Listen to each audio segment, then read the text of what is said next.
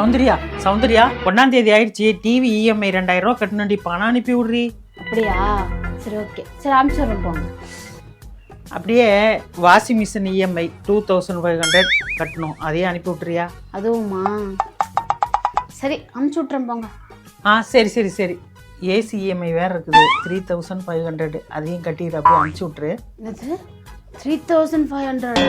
சரி அதையும் அனுப்புகிறேன். சரி. என்ன கிருஷ்ணனியம்மா, ஒரே ஜாலி தான் போங்க. நீங்க வாங்கின பொருளுக்கெல்லாம் உங்க மருமகளே இஎம்ஐ கட்டிடுறாங்க போல இருக்கே. எடு விளக்கமாத்த. ஐயோ எஸ்கேப். ஏண்டி என் அக்கௌண்ட் வச்சு அவ கடன் வாங்கியிருக்கிறா?